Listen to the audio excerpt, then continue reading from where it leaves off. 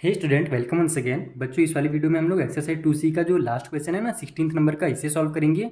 ये देखो, जुड़वा भाई है 15 की तरह ही। बस 15 में क्या बोला गया था हमसे कि दो इक्वेशन दिए गए थे, हमको ये बताना था कि जो बड़ा वाला इक्वेशन है ना वो छोटे इक्वेशन का मल्टीपल नहीं है। यहाँ पर क्या बोला जा रहा है कि ये जो इक्वेशन है और ये छोटा वाला जो इक्वेशन है, जो पी एक्स और जी एक्स हमको दिया गया है, तो हमको ये बोला जा रहा है कि आप ये शो कीजिए कि जो जी एक्स है ना वो पी एक्स का फैक्टर नहीं है। G x is not a factor of p x. तो आपको फैक्टर और मल्टीपल मैंने पिछले वाली वीडियो में भी समझाया था, फिर से थोड़ा सा मैं आपको समझा देता हूँ। 15 की तरह देखो सेम है, बस एक बार इधर से लेफ्ट वाला कान पकड़ा था, अब राइट वाला कान पकड़ रहा है। पकड़ा तो कान ही रहा है। तो देखो, मैंने आपको यहाँ पर एग्जाम्पल देकर के समझाया था ना 15 वाले में कि मल्टीपल किसको बोलते हैं। तो ऐसा नंबर जो दिए हुए नंबर के टेबल में आता हो उसी को मल्टीपल बोलते हैं। तो जैसे हमारा 12 था, 12 4 के टेबल में आता है, इसका मतलब 12 जो होगा 4 का मल्टीपल होगा।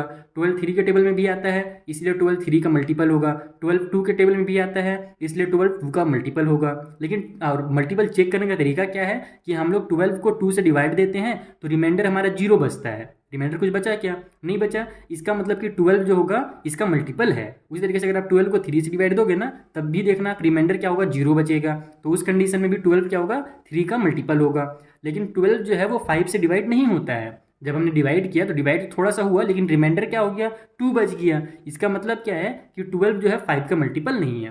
तो देखो, ये जो बड़ा नंबर है ना इसी को बोलते हैं मल्टीपल, और ये जो छोटे नंबर्स हैं जिनको हम लोग चेक कर रहे थे इसी को बोलते हैं फैक्टर। तो बस यहाँ पर भी हमको क्या करना है, अब इसमें देखो क्वेश्चन क्या किया गया है ना, इसको उल्टा घुमा दिया गया है। आपसे ये पहले क्या पूछ रहा था कि ये बताइए कि 12 2 का मल्टीपल है या नहीं है, ठीक है। और इस बार क्या पूछ रहा है कि ये बताइए 2 12 का फैक्टर है या नहीं है। तो बात एक ही हुआ। आप इसको भी कैसे चेक करोगे, डिवाइड करके ही चेक करोगे। अगर बड़ा वाला नंबर छोटे नंबर से डिवाइड हो जाता है तो वो फिर छोटा नंबर बड़े नंबर का फैक्टर कहलाएगा। देखो, जैसे यहाँ 2 अगर 12 से डिवाइड हो गया, मतलब 12 जो है वो 2 से डिवाइड हो गया ना, तो 2 जो है वो 12 का फैक्टर है। 3 भी 12 का फैक्टर है। 4 भी 12 का फैक्टर है। ये सब चीज़ें आपने बचपन में 6 7 में पढ़ रखा है, फिर मैं थोड़ा सा रिवाइज करा दे रहा आपका।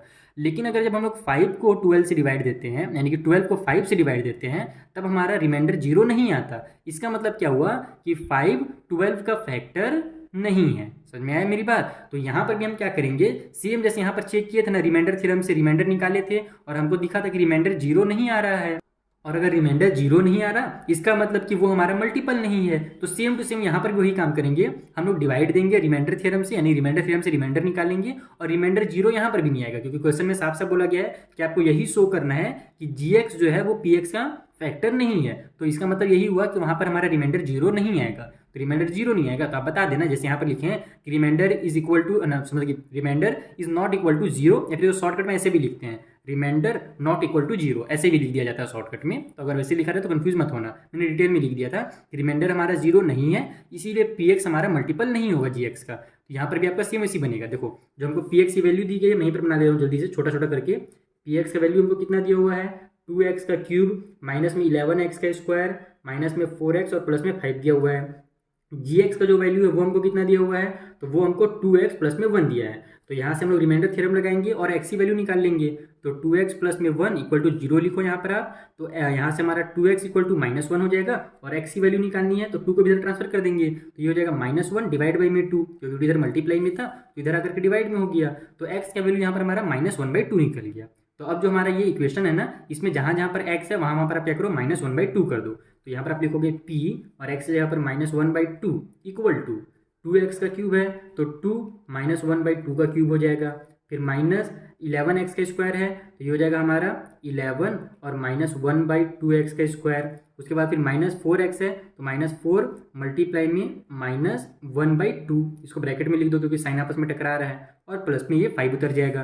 तो जब हम लोग इसको सॉल्व करेंगे तो कितना आएगा, 2 1 जट, यहाँ पर देखो -1 का क्यूब है तो -1 मल्टीप्लाई -1 और मल्टीप्लाई -1 ही आएगा हमारा, क्योंकि माइनस और माइनस पहले प्लस होगा और फिर प्लस और माइनस मिलकर के माइनस हो जाएगा। तो ये हमारा 2 1 जा 2 हो जाएगा यहाँ पर। तो इस तरीके से हम लोग इसको -2 लिख देते हैं, क्योंकि माइनस और प्लस माइनस हो जाएगा। डिवाइड बाई में हमारे पास 2 का क्यूब है तो ये हमारा कितना बन जाएगा, 2 × 2 × 2 यानी कि 8 हो गया। तो यहाँ पर 8 लिख दो, ये कट हो रहा है तो कट भी कर सकते हो, अदरवाइज छोड़ दोगे तो भी चलेगा। यहाँ पर देखो -1 का स्क्वायर है तो -1 प्लस 1 हो गया, 11 1 जा 11 हो जाएगा, क्योंकि माइनस और प्लस माइनस होता है इसीलिए मैंने यहाँ पर माइनस की साइन लगा दी है। तो 11 बाई में 2 2 जा 4 आ गया। देन हमारे पास इधर कितना हो रहा है, तो ये कट हो रहा है, इसको कट ही कर लो, 2 1 जा 2 2 2 जा 4। फिर -2 और -1 का मल्टीप्लाई होगा तो माइनस और माइनस +2 आ जाएगा, और प्लस में ये जो 5 है एज इट इज़ उतर जाएगा। इतना समझ में आ गया। अब इसको मैं कट ही कर लेता हूँ यहाँ पर, देखो ये 2 1 जा 2 हो गया, 2 2 जा 4 हो गया। इसको आप पहले ही कट कर लेना, ऐसे कट करोगे ना तो गलत कर देंगे टीचर, बोलेंगे कभी प्लस हो रहा था तो क्यों कट करिए। तो ये हो गया इतना हमारा, कितना आ गया, सॉरी 2 1 जा 2, 2 4 जा 8 होता है, मैं 2 गलती से लिख दिया हूँ।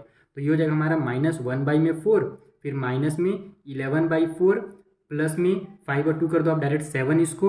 तो यहाँ पर हमारा इसको इसे ब्रैकेट में लिख दो और आपस में सॉल्व कर दो, क्योंकि हम जानते हैं कि अब नीचे में डिनोमिनेटर सेम है तो दोनों बस न्यूमरेटर को ऐड करना है, या फिर सब्ट्रैक्ट हो रहे हैं तो सब्ट्रैक्ट करना है। तो देखो माइनस और माइनस है तो प्लस हो जाएगा, 11 और 1 हमारा 12 हो गया, तो ये बन जाएगा हमारा 12/4, लेकिन बड़े नंबर में माइनस की साइन है तो -12/4 हो जाएगा। बाहर में जो 7 है उसको एज इट इज़ अभी रहने दो, 4 1 जा 4 और 4 3 जा 12 होता है। तो कितना निकल गया यहाँ से, -3 और +7 निकल गया। तो इसको सॉल्व करेंगे तो कितना आएगा, प्लस और माइनस माइनस हो जाएगा, 7 में 3 माइनस हुआ तो 4 आ गया हमारा, और बड़े नंबर में चूंकि प्लस की साइन है तो +4 आ गया। तो देखो जो रिमाइंडर निकल रहा है वो कितना निकल रहा है, 4 निकल रहा है, 0 तो निकला नहीं। इसका मतलब क्या हुआ कि जो हमारा GX है ना वो PX का फैक्टर नहीं है। अगर फैक्टर रहता तो हमारा रिमाइंडर 0 आता, 4 नहीं आता। तो जैसे मैंने पहले यहाँ पर स्टेटमेंट लिखा है सेम ऐसे लिख देना है, reminder equal to not a 0, reminder हमारा 0 नहीं निकला है, ये सब आप यहाँ पर लिखोगे। सो GX is not a factor of PX, बस घुमा करके उल्टी तरीके से लिख देना इसको, यानी जो हमारा GX है वो PX से फैक्टर नहीं है। तो आई होप आपको अच्छे से समझ में आ गया होगा। सेम क्वेश्चन है दोनों एकदम, मैंने इसको थोड़ा सा खिचड़ी इसीलिए बनाया है क्योंकि इसको मैंने डिटेल में समझा दिया था। तो ये आपको अगर आपने ये वाला वीडियो देखा होगा तो ये आपको आसानी से समझ में आ ही गया होगा। बाकी इतना ज़्यादा भी खिचड़ी नहीं है कि आपको समझ में ना आए, समझ में आने लायक मैंने आपको यहाँ पर बना दिया है। ठीक है, पेज वेस्ट नहीं किया मैंने, नहीं तो दूसरे पेज नहीं बना सकते थे अपन। तो मिलते हैं नेक्स्ट वीडियो में, जहाँ पर जो अगला एक्सरसाइज है ना उसे मैं आपको एकदम इसी तरीके से सिंपल मेथड जो होगा उस मेथड में समझा दूंगा। Thank you for watching.